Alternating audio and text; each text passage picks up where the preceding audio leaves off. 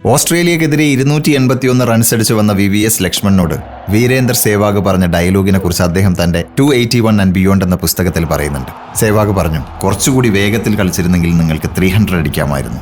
നിങ്ങൾ നോക്കിക്കോ, ഞാൻ അധികം താമസിയാതെ ഒരു ട്രിപ്പിൾ സെഞ്ചുറി അടിക്കും. അന്ന് വെറും 4 ഏകദിനങ്ങൾ മാത്രം കളിച്ച് പരിചയമുള്ള ഒരു ഇന്റർനാഷണൽ ടെസ്റ്റ് മാച്ച് പോലും കളിച്ചിട്ടില്ലാത്ത ടീമിലെ വളരെ ജൂനിയർ ആയിട്ടുള്ള ഒരു പ്ലെയർ ആയിരുന്നു വീരേന്ദർ സേവാഗ്.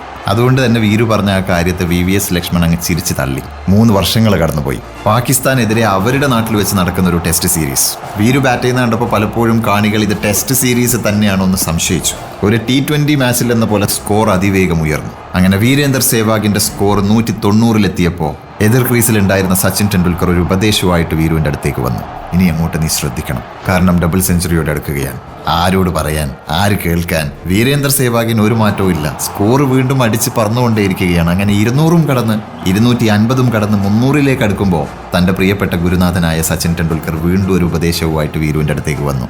വീരു ശാന്തമായിട്ടൊന്ന് തലയാട്ടുക മാത്രം ചെയ്തു. പക്ഷേ സ്കോർ 295-ൽ നിൽക്കുമ്പോൾ തൻ്റെ നേർക്ക് വന്ന പന്തിനെ യാതൊരു ദയാദാക്ഷിണ്യവുമില്ലാതെ ഗാലറിയിലേക്ക് അടിച്ചു പറത്തിയ ഒരു സിക്സറിലൂടെയാണ് ആ മനുഷ്യൻ 300 എന്ന സ്വപ്നത്തിലേക്ക് ബാറ്റ് വീശിയത്. ഓരോ ഇന്ത്യക്കാരനും രോമാഞ്ചം കൊണ്ട ആ നിമിഷത്തിൽ വീരു ഒരു കള്ളച്ചിരിയോടെ സച്ചിനെ നോക്കുന്നുണ്ട്. അതേസമയം കമന്ററി ബോക്സിൽ മുഴങ്ങി, Virender Sehwag, the first Indian to reach 300 in Test cricket.